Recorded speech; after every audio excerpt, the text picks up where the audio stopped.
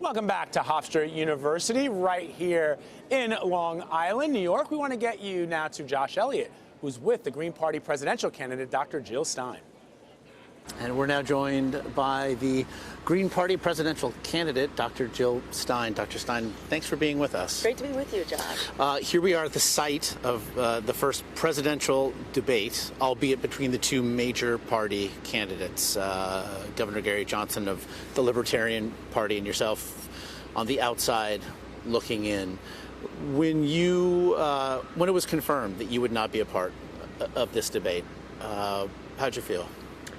I felt confirmed in my expectations that the Commission on Presidential Debates would continue to serve the Democratic and Republican parties.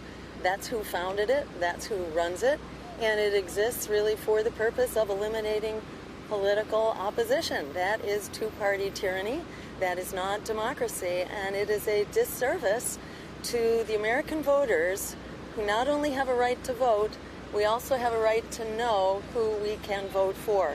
So we are determined to get the word out. We will try to get into the debate. I don't have high expectations. We're going to be allowed in. However, we will be conducting an open debate on the free and open internet, on social media, through a collaboration of Periscope and Twitter. With regard to these two parties, and specifically the two candidates representing them tonight, you have been critical of both candidates we'll see on the stage tonight. Donald Trump, of late, you've lined up for his flexibility, if you will, with regards to policy stances. But you also said in the same interview that you thought Hillary Clinton was, in fact, more dangerous for the country than Donald Trump would be as president. What did you mean? So let me just put that in the context in which it was said. Some people make that argument, and I'm agnostic on this myself. I don't know which one is going to be more effective in serving their corporate interests, which are not the American people's interests. Hillary Clinton would likely have a cooperative Congress. It's not clear that Donald Trump would have a cooperative Congress. So some people say that Hillary is more likely to be effective in serving Wall Street. A cooperative Congress in so much as with regard to majorities, yes, or with regard to yes, peers who respect her politically? You know, I would say both, because now we've seen really so many Republicans come over and support her. So, you know, she's now leading a combined Democratic and Republican Party, a merger that has been taking place over many years because they share the same kind of big bank funders, the same big insurance companies, the same, war manufacturers. They're both, leading the charge into these wars that are consuming half of our discretionary budget and half of our income tax dollars. So, Democrats and Republicans are unifying under Hillary Clinton's campaign right now. That's why she may be more effective. But the kinds of things she wants to do, are very much of concern. She has a track record for expanding wars, for serving Wall Street, from whom she takes loads of money, and she will not release the speeches that she gave to those big banks.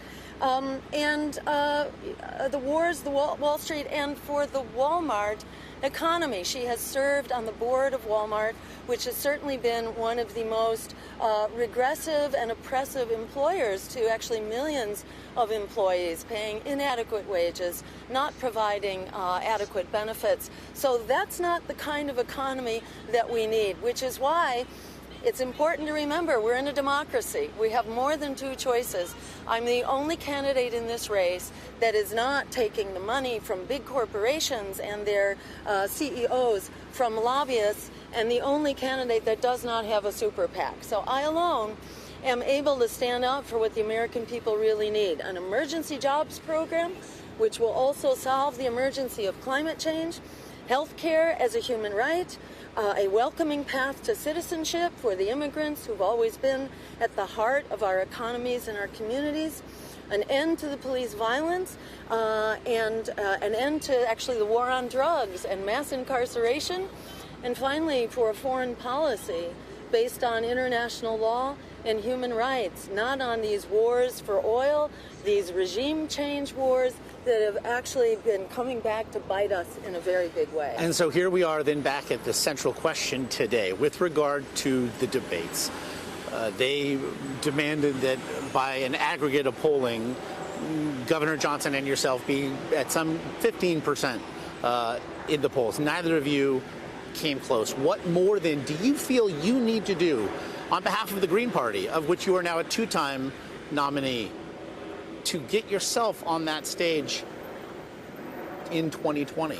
Well, I'd say even right now, we need to reject the illegitimate authority of the Commission on Presidential Debates. When they took over the debates in 1989, the League of Women Voters said in no uncertain terms, this is a fraud being perpetrated on the American voter. This is an engineered pseudo-faux debate that's essentially set up in order to silence political opposition by the Democratic and Republican parties. The American voter has a right to know who they can vote for. The reasonable standard here is to allow any candidate who's on enough ballots that they can actually win to be known to the American voter. That's 4. It's not 20. It's 4 people who would actually create a real debate rather than this engineered nitpicking on steroids that's going to be just driving people crazy. People are watching in order to gawk, in order to, shriek in horror. They're not watching because this is representing what American politics should look like. Dr. Stein, best of luck with your campaign. Thank you. Great Appreciate talking the time. with you, John.